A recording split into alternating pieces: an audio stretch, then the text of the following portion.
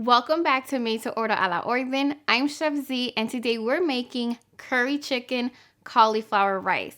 This is one of my newest healthy creations. It's super delicious, and it's actually inspired by one of my best friends, Janelle, who's from Trinidad and Tobago, and her grandmother makes the best roti.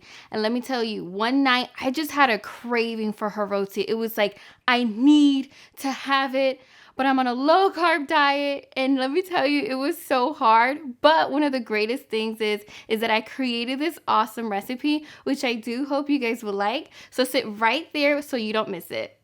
We're going to start off by seasoning our chicken breast with some minced white onions, and then I'm going to add some garlic powder, some ground ginger, some allspice, a little bit of onion powder, some adobo or your favorite seasoning salt, some cayenne pepper. I do like for it to have a little bit of heat, some black pepper, and the star of the show, some curry powder. I encourage you to use your favorite or one that you trust. I also like to add some red wine vinegar and a little bit of olive oil just to make this marinade come together. We're then going to mix everything until all those seasonings and spices are well combined. I then like to let it sit in the refrigerator for about 1 to 2 hours or even overnight. But if you're in a rush and you have to make this dish right away, it'll still come out just as delicious.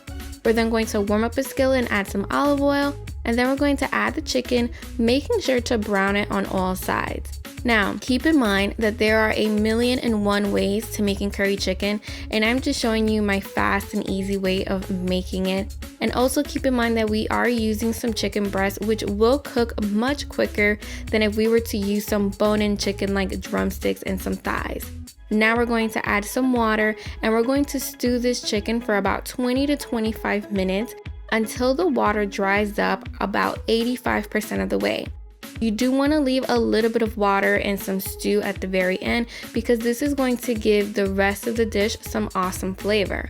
We're now going to add some chickpeas, which by the way, I have never had a Trini roti without the chickpeas, and it is honestly hands down my favorite part of the whole entire dish because I love chickpeas. We're now going to add the cauliflower, which by the way, you can take a whole head of cauliflower, put it in the processor, pulse it a few times to make the rice, or you can buy it already riced. We're gonna mix it in until it's well combined. Now, I like my veggies to have a little bit of a bite, so I only cook it for about 3 to 5 minutes. And then I add the spinach, and I do all this on a very, very low flame. I'm practically letting the steam do all the work for me because I don't want my veggies to become nice and soft. I like them to have a little bit of a crunch. So there you guys have it, my recipe for a curry chicken cauliflower rice. I'll make sure to list all the ingredients down below in the comment section. Be sure to check out my new website, which will be launching very, very soon. And I can't wait to see you guys next week with an all new video. Buen provecho, guys.